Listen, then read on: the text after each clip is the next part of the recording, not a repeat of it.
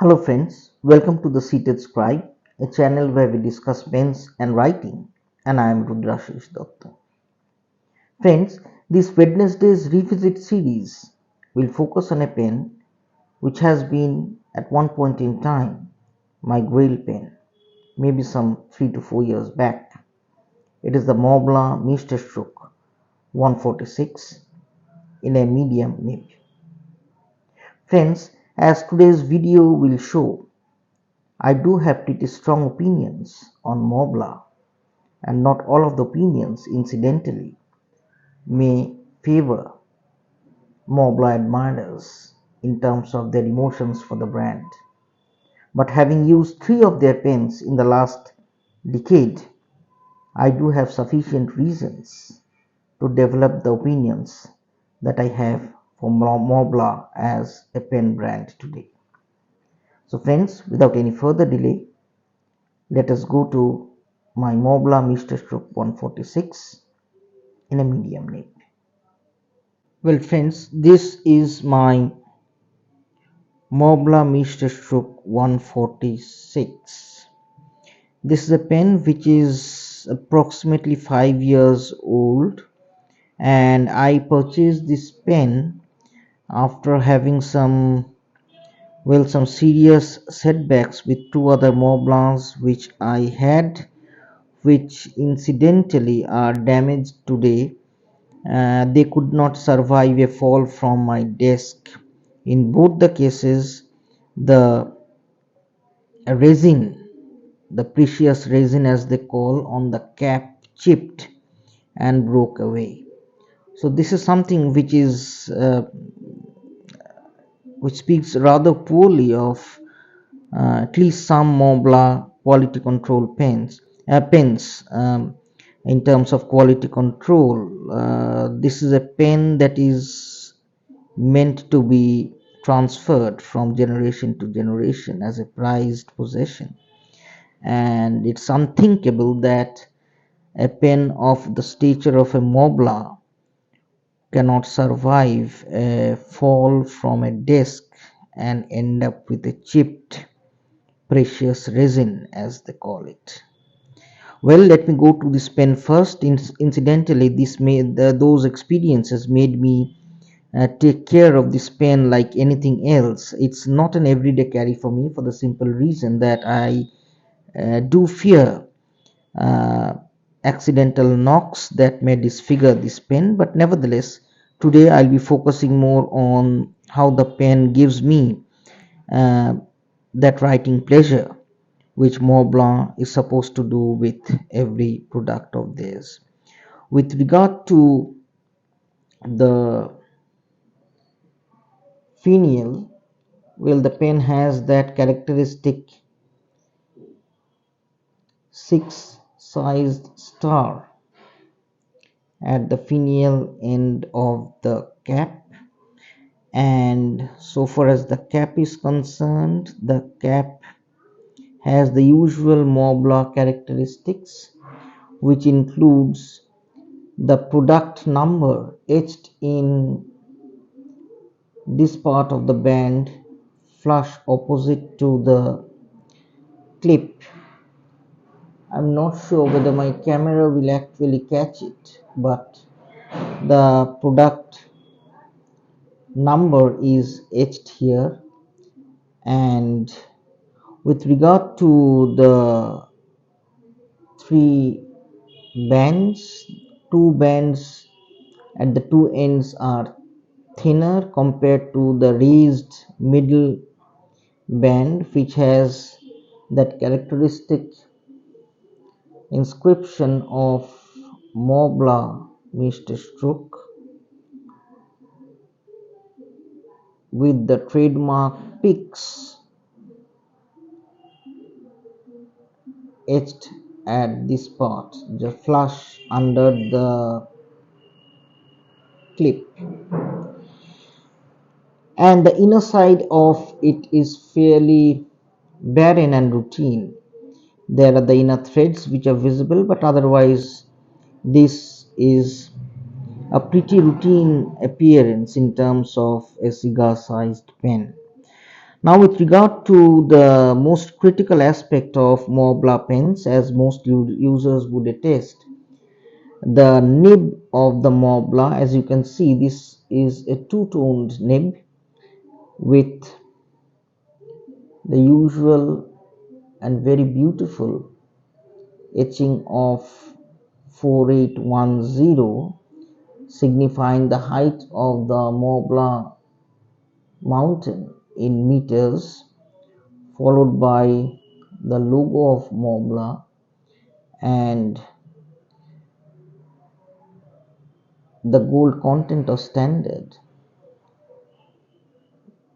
that this nib is made of. It's a 14 karat gold nib, and this is a medium. This is a medium. The feed of the pen is plastic. Now this pen is a piston filler, in that the finial end of the barrel is actually used to turn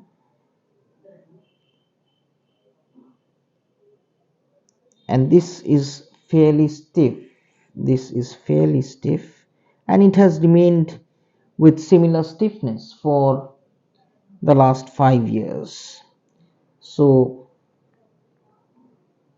this is it. I'll be using this section while inking up the pen for the writing sample. Well, some ink has spilled from this part, so let me wipe it. And so this is the pen. Now, with regard to the ink windows, the characteristic ink windows, we do not, I'm not getting it on camera, but I'm not sure whether you can detect slated transparent ink windows at this part, which is characteristic of both Mont Blanc 146 and 149, and this roughly gives an estimate of the amount of ink that remains in the barrel. It holds quite a substantial amount of ink at that, and so this is the Mont Blanc 149. It has been serving me, though rather sparsely, for the past 5 years. I'll be inking this pen up with Sheaffer's fractal blue and see before the camera how the pen fares. But other than my reservations with the precious resin, as they call it, the writing experience is very smooth with most Mont Blanc pens that I have. In fact, all Mont Blanc pens that I have, including this one. There is one issue which I have felt. It's not an issue, it's just a point, as I'll be seeing when I'll be taking the writing sample.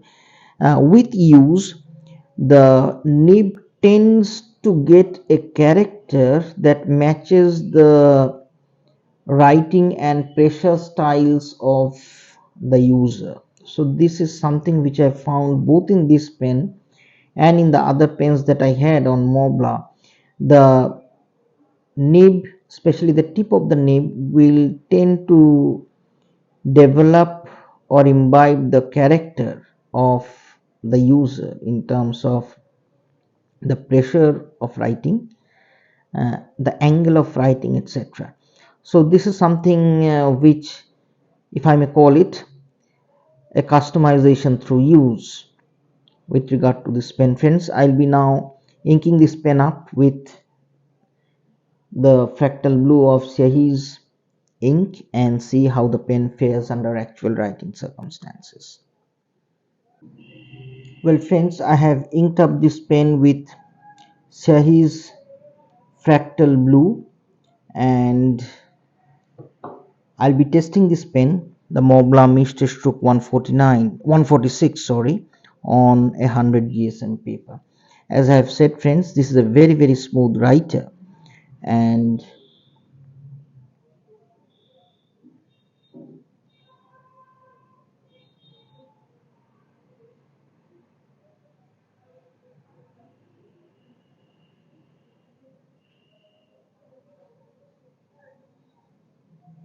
6 in a medium nib. Well, it's the Western medium, and in terms of its wetness, it's slightly wet, but not this wet is this is not a bothersome wetness. And with regard to flex, I have not detected flex in this nib whatsoever. As we can see, there is a minute difference in terms of the thickness of the slant upstrokes and the downstrokes that is usual in most routine medium nib shapes of the Western pen manufacturers, but nothing beyond that. So it's not a pen that is meant for calligraphy style writing by any circumstances. And in fact, I have not tested this pen through pressured writing for the simple reason that the nib may not withstand uh, pressured writing of any sort. It's quite a delicate 14 karat gold nib, as I have read in reviews, and I have not risked, in fact, uh, writing with this pen under pressure. So, with regard to the writing experience, as is the case with Mont Blanc pens, and as users of Mont Blanc would usually attest, these pens write like a dream. So, in terms of writing experience, well, I would recommend this pen, provided, of course, with a number of ifs and buts. The first reservation I have, in fact, many have it, is the issue of whether Mont Blanc pens are a value for money. This is a debate which has been going on for at least half a century, if not more, with Mont Blanc pens. The second issue is a clear issue with their precious resin, the the plastic that they use to craft these pens. I have detected in the other pens that I have, in fact, all of them ended up with chipped caps at these sections through accidental falls and from the desk, in fact. And I am a bit hesitant about recommending Mont Blanc, especially for those who would be subjecting the pen to routine everyday use. And personally speaking, I do not think that Mont Blanc pens are a value for money. It does not matter to me whether this pen is used by blah blah blah.